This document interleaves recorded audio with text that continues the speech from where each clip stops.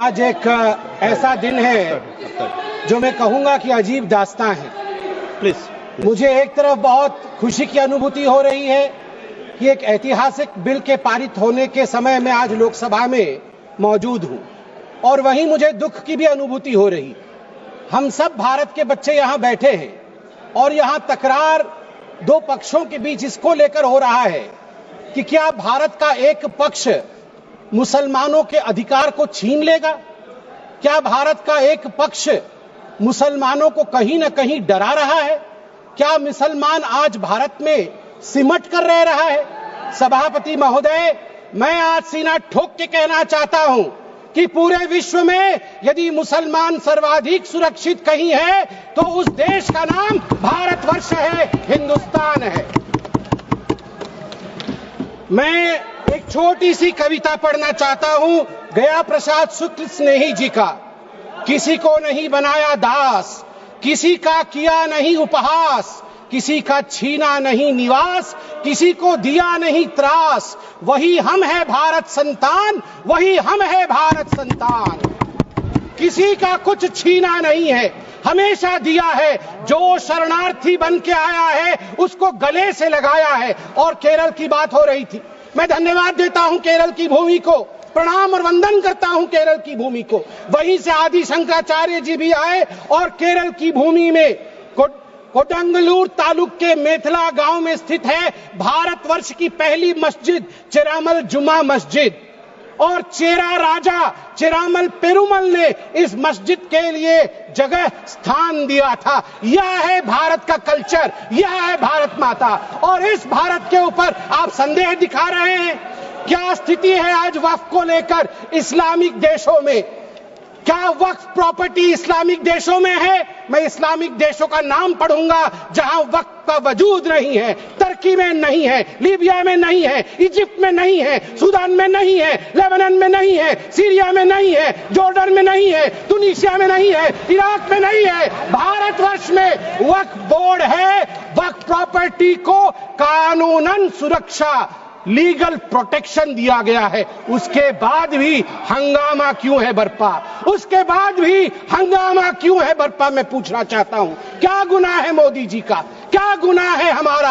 हमारा गुनाह सिर्फ इतना है कि हम सबका साथ चाहते हैं, हम आगा खानियों का साथ चाहते हैं, हाँ हम बोरा समाज का साथ चाहते हैं, हम पसमंदा समाज का जो पिछड़ा वर्ग है मुसलमान समाज में उसका साथ चाहते हैं, हाँ हम चाहते हैं महिलाओं का रिप्रेजेंटेशन और प्रतिनिधित्व हो। क्या ये गलती है?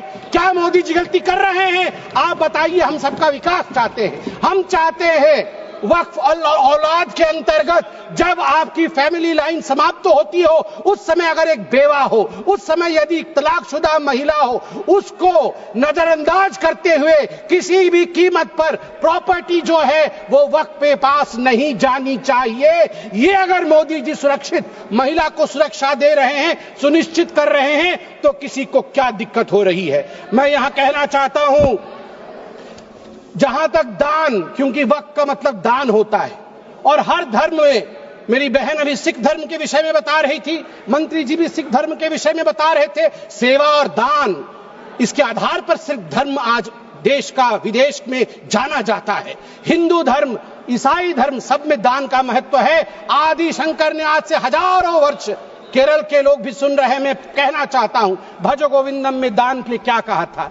गेयं गीता नाम सहस्त्रम ध्येयं श्रीपति नाम, ध्येयं श्रीपति रूपमजस्रम, नेयं सज्जन संगे चित्तं, ध्येयं दीन जनाय जवित्तम। दीन जनों को, गरीबों को वित्त दान करो, ईश्वर मिलेंगे। भगवान का नाम लो, गीता का ध्यान करो, ईश्वर मिलेंगे। और वही इस्लाम में भी ज़कात, सदका और सदक़े जरिए के नाम से जिक्र किया गया है। वक्फ जो दान की जमीन और पुण्य के लिए, परमार्थ के लिए, धर्मार्थ के लिए वक्फ बनाया गया है। वक्फ के बोर्ड में आज जो लोग कह रहे हैं कि वक्फ एक्ट में ये जो अमेंडमेंट है ये अनकॉन्स्टिट्यूशनल है, ये किस आधार पे कह सकते हैं? 1995 में वक्फ एक्ट आया मतलब उससे पहले से चल रहा था। 1995 एक्ट के अंतर्गत अभी हम चल रहे हैं। 1995 के बाद आप याद करिए 2013 में भी अमेंडमेंट हुआ। उससे पहले 1954 में, 1959 में, 1964 में, 1969 में और 1984 में अमेंडमेंट्स या संशोधन हुए हैं। अगर वो सारे संशोधन ठीक थे तो आज ये संशोधन अनकॉन्स्टिट्यूशनल कैसे हो सकते हैं? मैं छोटे से एक विषय को रखना चाहता हूं। आज आप देखिए, सच्चर कमेटी ने 2006 के अपने रिपोर्ट में कहा था, सच्चर कमेटी ने कहा था कि उस समय 2006 में वक्फ के पास 4.9 लाख रजिस्टर्ड प्रॉपर्टी थी। उस 4.9 लाख रजिस्टर्ड प्रॉपर्टी से मात्र वक्फ की जो कमाई हो रही थी वो उस समय 163 करोड़ की थी।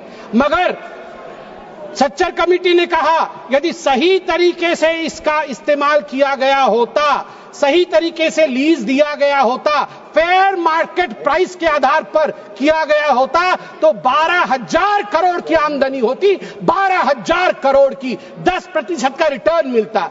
आपको जान के आश्चर्य होगा, ये 4.9 लाख रजिस्टर्ड प्रॉपर्टी बढ़ करके हमारे समय 8.72 लाख रजिस्टर्ड प्रॉपर्टी बनी। मतलब 20,000 करोड़ से 25,000 करोड़ तक की आमदनी होनी चाहिए, मगर आमदनी हुई कितनी? 2019 से 2021 के बीच में 166 करोड़ और 2025 में आपको जान के आश्चर्य होगा, अभी माननीय गृह मंत्री जी ने बताया लीज रिकॉर्ड 0 और आमदनी 9.92 करोड़ रुपए मात्र। उस समय 2006 में 162 करोड़ और जब ये डिबेट हो रहा है तो 9.92 करोड़। प्रॉपर्टी डबल हो गई मगर पैसे घट गए। कहां गए वो पैसे? किसके जेब में गए वो पैसे? यदि ये पारदर्शिता। वैसे सभापति महोदय, मुझे एक बात में संशय है, मुझे लगता है उत्तर प्रतिपक्ष वाले ही दे पाएंगे।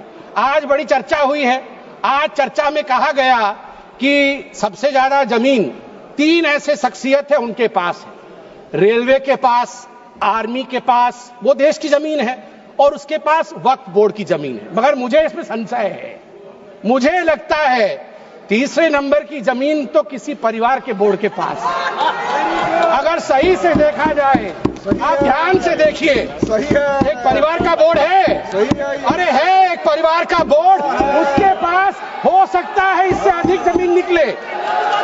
सभापति महोदय, घंटी तो उनकी बजनी चाहिए, आप हमारी मत बजाइए। सभापति महोदय, मैं आपको अरे मैं किस परिवार के बारे में बोल रहा हूं, आप क्यों विचलित हो रहे हैं? वो उधर हैं, उधर हैं।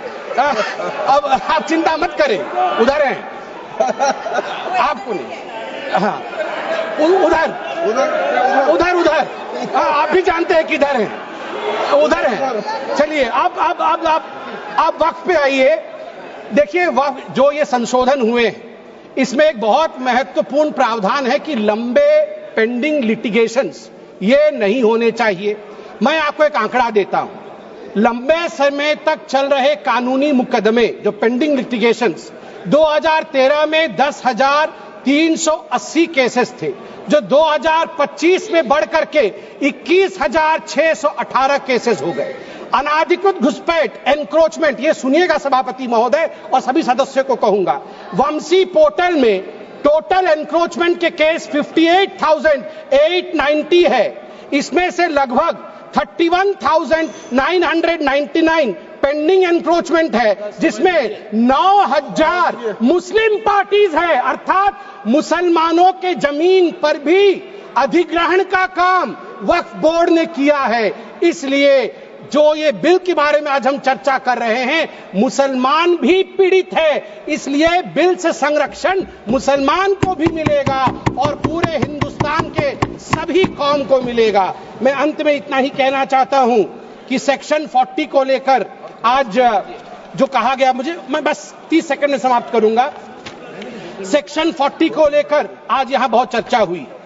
ये जो तर्कहीन शक्ति, इरेशनल पावर दिया गया था वक्फ बोर्ड को, खुद ही इंक्वायरी करते थे और खुद ही जमीन को वक्फ में डिक्लेयर करते थे। आज देश में 515 ऐसी प्रॉपर्टी है।